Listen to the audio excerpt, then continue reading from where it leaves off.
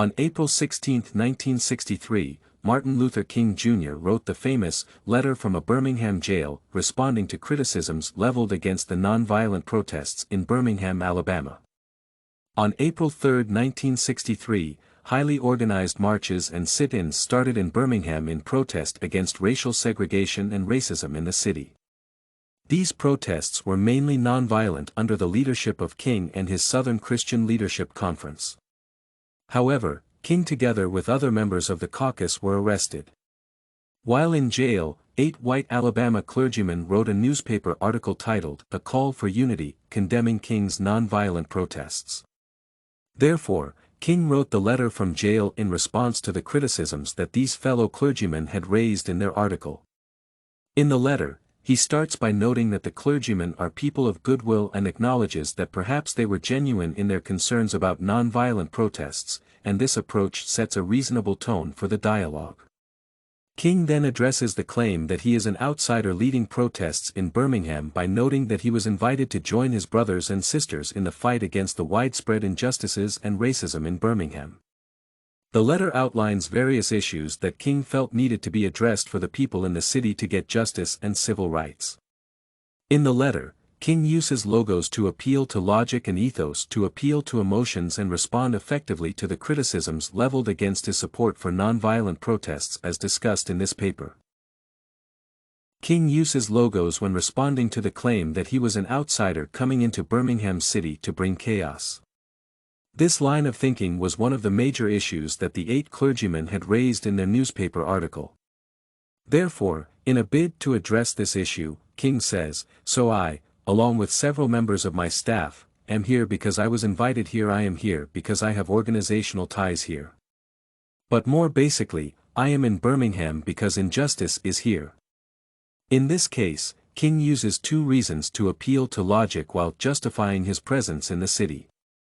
First, he argues, he was in Birmingham because he was invited by his fellow brothers. Therefore, he had not trespassed or come uninvited, on the contrary, he was in the city as a guest.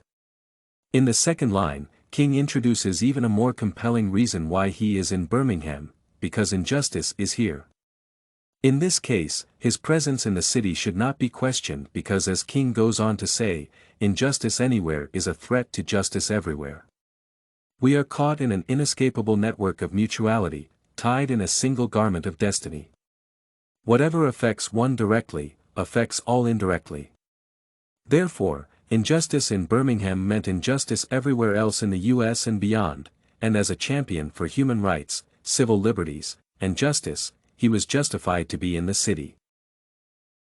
The use of logos as explained in the above passage is highly effective. King seeks to directly address the criticisms against his presence in Birmingham, and instead of evading the question, he uses a 2-pronged approach to ensure that he is clear on what he says. As such, in the first instance, he uses the logic that under normal circumstances, people are invited to different places and they honor that call by responding and showing up for the invite. This line of thinking is common logic, and his accusers should at least understand the same. In the second instance, King exposes the logic behind his warranted presence in the city, not as an outsider, but as a champion of freedom, rights and justice. If there is injustice in Birmingham, he ought to be there, because as a civil rights activist, he becomes part of the city the moment such inhumane acts start taking place. Additionally, in any case, as King posits, anyone who lives inside the United States can never be considered an outsider anywhere within its bounds. Therefore, his presence in Birmingham is justifiable, and the 8 clergymen were mistaken to brand King as an outsider. King also uses ethos in the letter to justify the overwhelming need for nonviolent protests.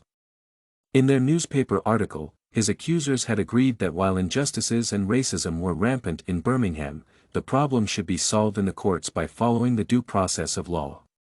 In response, King says, "But your statement, I am sorry to say, fails to express a similar concern for the conditions that brought about the demonstrations.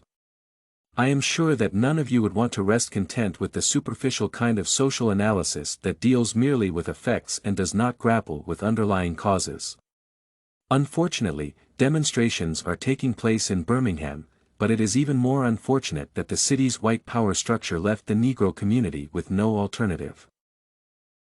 In this case, King applies ethos by emotionally appealing to the clergymen to use the same argument that they deploy in condemning nonviolent protests to understand the underlying causes.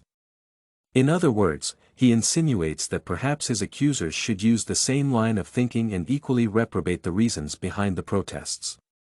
The Negro community did not rise one day and decide to demonstrate against an equal society that protects the rights of everyone. On the contrary, as King argues, the white power structure had pushed the Negroes against the wall, and thus these individuals had no alternative but to protest. The courts had failed to address the systemic and structural racial segregation in Birmingham, and it was ludicrous for the clergymen to suggest that the victims of this inhumanity should engage the same courts for redress. This appeal to emotions is effective because it exposes the clergyman's pretense in professing that they care about the peace of the city without being concerned with the widespread racial segregation. Therefore, it suffices to argue that King successfully uses logos and ethos to address the criticisms that were leveled against his participation in nonviolent protests in Birmingham. First, he uses logos to prove that the clergyman's concerns about his presence in the city were unfounded because he was invited, and more importantly, he came because injustice prevailed. Additionally, logically, any American cannot be considered an outsider in any region within the country. King also uses ethos to appeal to the emotions of his accusers.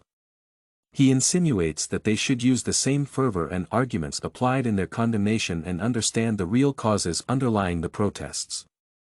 In the process, the clergyman would acknowledge that the nonviolent protests are the last resort for the Negro community because the courts and all other responsible institutions had failed to address the problem of racial segregation in Birmingham.